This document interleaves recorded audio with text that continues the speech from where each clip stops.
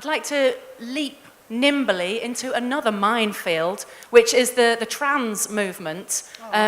You're on record, I know, oh God, you're on record as saying you can't cut your dick off and be a woman, which was met with very huge opposition. Following that clash, I just wondered how you're on record since, the 70s as being very clear on what is a woman and what is gender and what is sex. So it's almost as if the public debate is finally kind of catching up to that. But I just wondered how you respond to the fact that in India, on government forms, there are 3 gender choices, and how does that sit with your understanding? I'm delighted with that question. Thank you. Because it gets close to where I'm really coming from.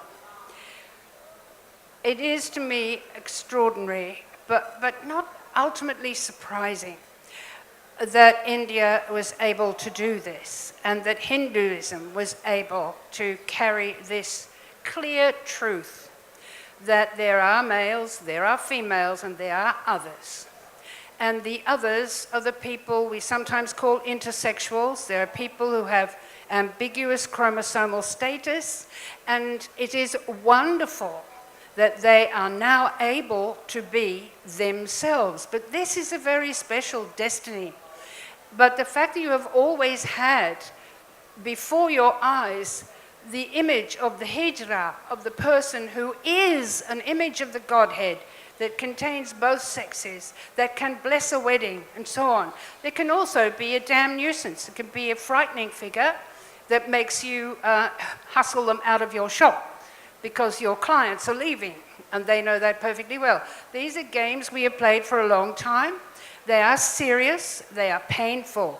But the thing is this: if you're going to accept intersexuality as a special destiny, you don't get rid of it. You don't run along to a doctor and say, turn me into the thing I'm not. I want to be at the other end of the spectrum. Here I have to be a man, I want to be a woman. And if I'm not a man, I must be a woman, because there's nothing in the middle. The fact is we are all in the middle. And I find it so interesting when somebody says, when I was 20, I discovered I was bisexual. You think, what took you so long? We are all bisexual. We all hope that we can make love with our same sex one day. We generally do it when we're in about 5th form, and it generally ends in tears. But we know that there are other forms of sexual pleasure, and there are certainly other forms of passion. And there is also the importance of friendship. But it's when you decide that you need to be turned by surgery and hormones and lifelong medical treatment into the thing you are not, that you're being persuaded to make a mistake that will cost you.